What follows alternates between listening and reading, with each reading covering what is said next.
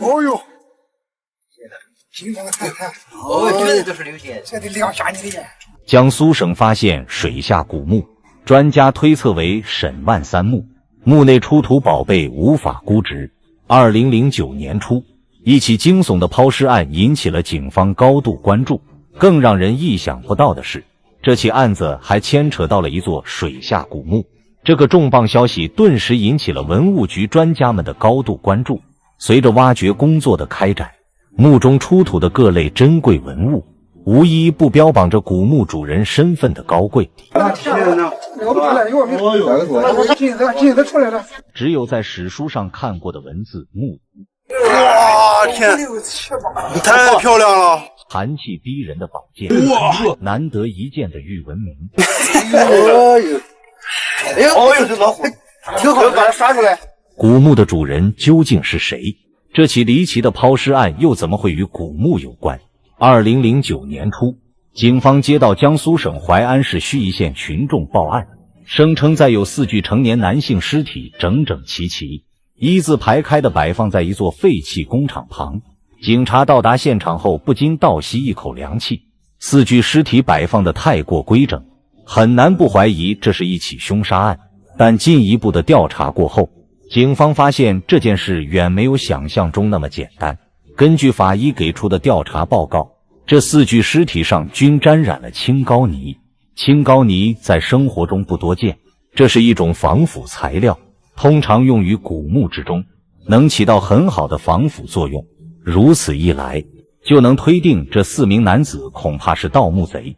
再联系上4具尸体上并无被殴打、勒住等的痕迹，但尸体均有淤血和肿胀，所以可以推测，这4名男子恐怕是在盗墓过程中，因古墓缺乏氧气，呼吸不畅，最终导致窒息死亡。而尸体呈一字排开，恐怕是同伙所为。在发现这4名男子窒息死亡后，同伙慌不择路，将尸体放置在废弃工厂便逃之夭夭。最终警方顺藤摸瓜找出了2个犯罪嫌疑人，他们对自己的罪行供认不讳，案件是了结了。但盗墓贼所说的古墓却引起了专家们的注意。起初专家们也是半信半疑，等到了现场，才发现这古墓挑选的地方风水极佳。更让专家们不可思议的是，这座古墓竟然是建在湖里的。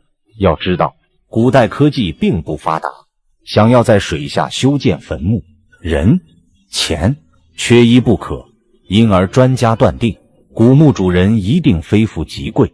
在经过批准后，专家们迅速开展了挖掘工作。但挖着挖着，专家们的心先凉了半截。狭长的墓道上散落了不少残缺的古物，再加上洛阳铲的身影，专家们不得不认清一个事实，这墓曾经被盗墓贼光顾过。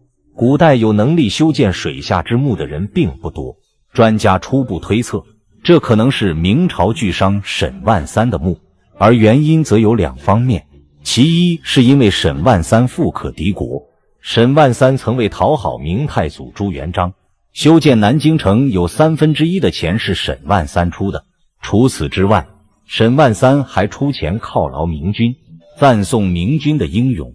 即便给了这么多钱，沈万三仍然富甲一方。其二，众人皆以为沈万三的墓是修建在沈家的大本营江苏周庄，但不管是历朝历代的盗墓贼，还是如今的文物局，都未曾在周庄找到沈万三的墓。而沈万三曾在临死前告诉后人，要将其一半财产随他共同葬入水下。有财力的沈万三完全可以实现在水下建墓。周庄迟迟未发现沈万三的墓，那如今这座淮安的水下古墓恐怕就是沈万三之墓。但随着对墓地出土文物的更进一步调查，专家们发现这古墓的主人恐怕不是沈万三。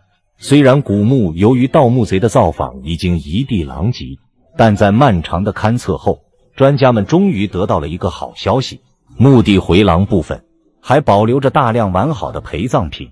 正在他们对于墓主人身份一筹莫展的时候，一位细心的专家发现了金缕玉衣的碎片。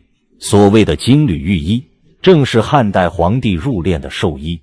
这一发现让专家们重新整理思绪，将墓主人的身份定位在汉朝的皇帝亦或是诸侯王，范围直接缩小。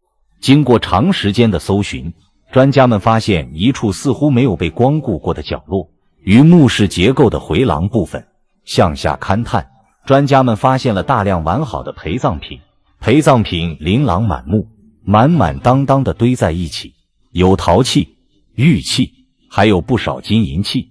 但最让专家惊喜的发现是，这座古墓中竟然有一件金缕玉衣，这让专家断定这是汉代王公贵族的墓地。金缕玉衣是金丝与玉片制成，是汉代最高规格的丧葬殓服。传说穿上这金缕玉衣，尸体能1000年都不腐烂。那墓地的主人究竟是谁呢？专家们又经历了漫长的考古工作，终于在一个拇指大的物件上找到了墓地主人身份的痕迹，从而断定古墓的主人江都王刘飞。专家们还在古墓里找到了一把绝世兵器——王者之刃，这是曹操都忍不住惦记的珍贵武器。史记中关于刘飞的记载并不多，但刘飞这人却成就非凡。不过15岁的年纪便请缨平定七国之乱，可见其有勇有谋。西汉少年，中国大地动荡不安，一场名为七国之乱的政治风暴肆虐全国。在这个危机四伏的时刻，一个年仅15岁的少年闪亮登场，他就是刘飞。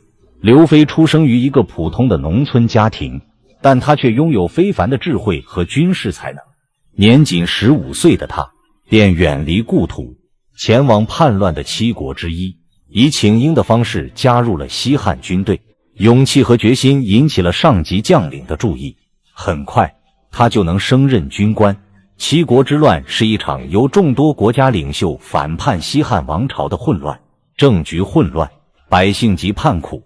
刘飞不仅仅是一位勇敢的战士，还是一位智慧的策略家。他提出了一系列解决的计策，他善于分析敌情，善于利用地理环境，以少胜多，赢得了士兵和将领的尊敬。刘飞的最大成就是他的坚持。七国之乱虽然曲折多变，但他从不轻言放弃。他面对一次次的磨练，不断重新振作起来，寻找胜利的机会。最终，他的毅力和智慧帮助他平定了七国之乱，为西汉王朝的稳定和繁荣立下了汗马功劳。刘飞的传奇故事告诉我们，年龄并不是决定成就的唯一标准，智慧、勇气和坚持才是成功的关键。他的事迹也激励着后人，教导我们在逆境中坚韧不拔，追求自己的梦想。一个平定七国之乱的少年奇才，永远留在了中国历史的史册中，成为了永恒的传奇窗体底端，成为了永恒的传奇。如此一位身份高贵又有累累战功的王，拥有这样多的陪葬品，在水下搭建坟墓并不出奇。江都王古墓的发现，让我们进一步了解汉代历史，了解刘飞的生平。这些珍贵的史物无一不彰显着历史文化的传承。